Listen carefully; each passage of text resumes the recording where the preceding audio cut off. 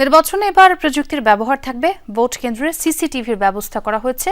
যে সকল কেন্দ্রে বিশৃঙ্খলা সৃষ্টি হবে, অ্যাপের মাধ্যমে সেখানকার তথ্য দ্রুতই সরবরাহ করা হবে।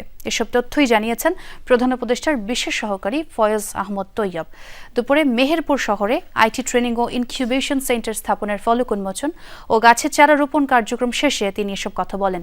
তিনি আরও বলেন, প্রশাসনে এত বেশি দুর্নীতি ও স্বজনপ্রীতিতে আচ্ছন্ন এই কুফলগুলো থেকে বাংলাদেশকে মুক্ত করতে হলে সংস্কারের পক্ষে সকলকে গণভোটে হ্যাঁ ভোট দিতে হবে। এ সময় প্রধান উপদেষ্টার বিশেষ সহকারী মনির হায়দার বলেন, আইটি ট্রেনিং ও ইনকিউবেশন সেন্টারের হাত ধরে মেহেরপুর অঞ্চলের কৃষিভিত্তিক অর্থনীতি সমৃদ্ধ হবে। এর আগে ফয়েজ আহমদ তৈয়ব প্রধান অতিথি থেকে specialised ICT training for college teachers শীর্ষক প্রশিক্ষণ কর্মশালার উদ্বোধন করেন।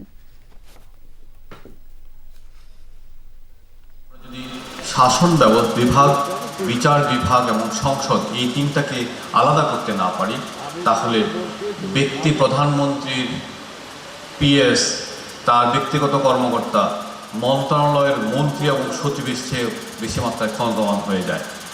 এই কুফলগুলো আমরা দেখেছি। এই কুফলগুলো থেকে যদি বাংলাদেশকে মুক্ত করতে হয়, তাহলে সংস্কারের পক্ষে আপনাদেরকে হ্যাঁ বলতে হবে। এই জেলার মানুষের ভাগ্য উন্নয়নে এই ব্যয়বহুল স্থাপনাটা কাজে লাগাতে পারি, সেজন্য যেন আমরা সবাই আমাদের সদিচ্ছাটা বহাল রাখি।